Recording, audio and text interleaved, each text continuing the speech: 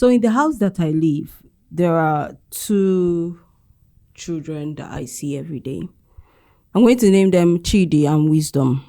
5 years ago, Chidi and Wisdom were not the only children birthed by their parents. They had two other siblings, Ebube and Chika.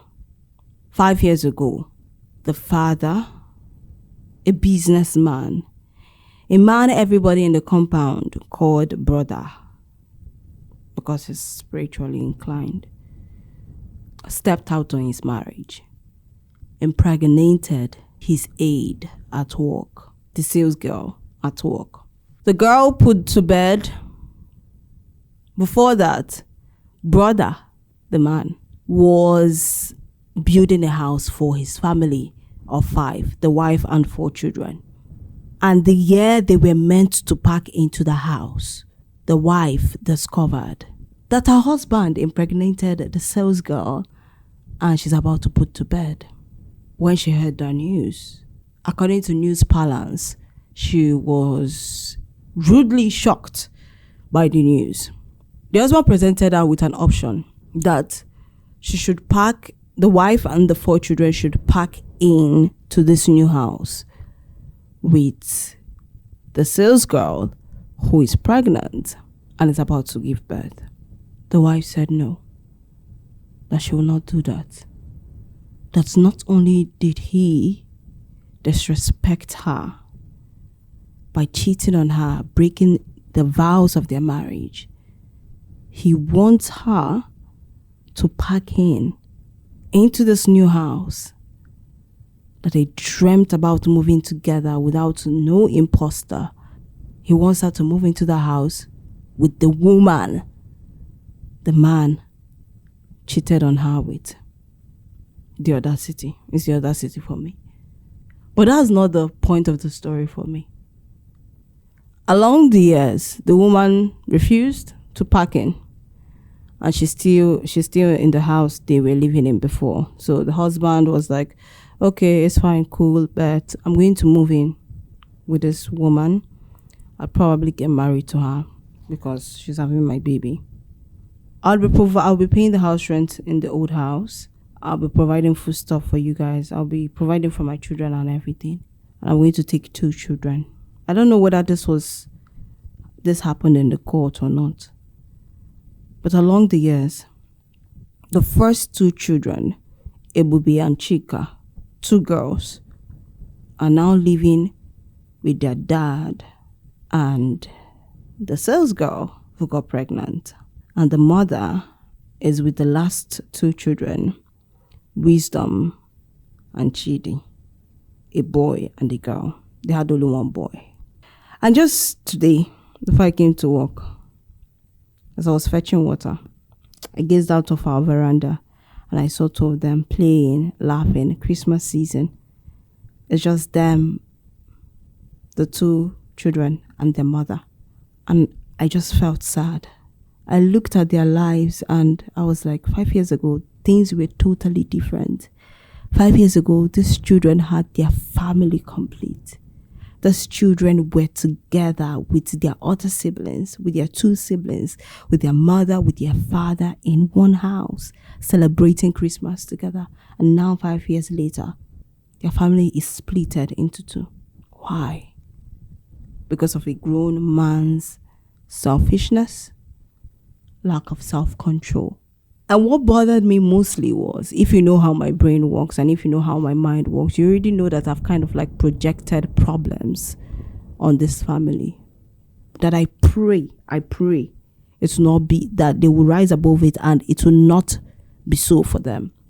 Because I've imagined in the next 20 years how this little splitting would play a part.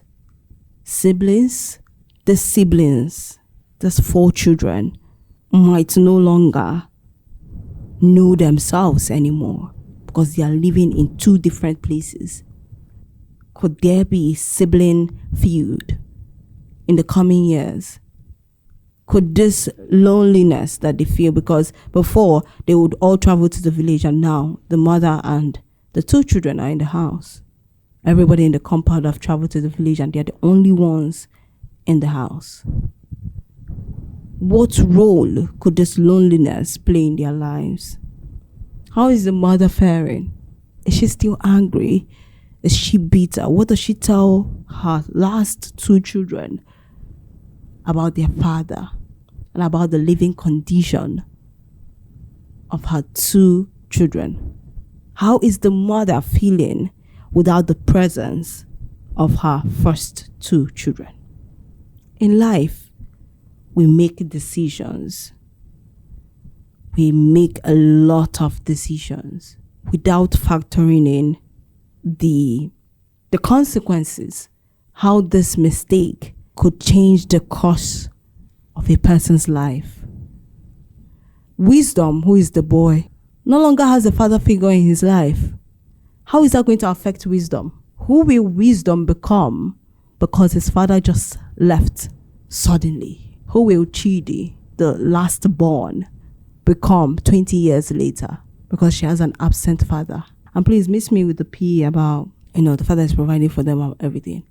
I've always said it that provision is beyond finances. As a father, what you provide for your family is beyond finances. It trickles into spirituality, your emotional presence, your mental presence. You are present with everything in you. I know what having an emotionally absent father can do to a human being. And I'm wondering, they are young. They don't know how these things are shaping their lives. And as a person who, I won't say I've experienced a lot in life, but I've heard stories. I've interacted with people. I've sat down to listen to the stories of other people. And I've seen how parents and their decisions, most times insensitive decisions, dumb decisions, has changed the course of a child's life. Then we can say that it's now the spice to their lives, right? Because if they rise above it, it's a story to tell one day. That these are the things that make life beautiful. But let's remember that not everybody has the capacity to rise above pain, to rise above abandonment, to rise above mess ups like this. Not everybody has the skill, the capacity to do that. I think as grown-ups, as adults, we should really, really be careful about moves that we make. Is that pleasure worth it? Is that word that you're about to say worth it? That action you're about to take, is it worth it? Is it worth another person's life? Is it worth the joy you're about to steal from the other person? Is it worth the happiness that you're about to steal from another person? Is it worth the light that is about to escape from the other person's eyes? Is it worth it? My prayer for the family is that they get to a place of healing. They get to a place of reunion. They get to a place of coming back together and finding a dynamic that truly works for them. I just pray that because I can't imagine I and my siblings being split up. I can't imagine it. I just pray that the siblings also find their way back to each other. Because just like my mom would say, siblings are like a broom tied together. Nothing should be able to break them. If you stand alone as a broomstick, you can easily be broken. But as the whole, is a bunch of broom that they call it, as the whole broom, an external force would find it difficult to break. So I hope that they find their way back to each other. That's my prayer.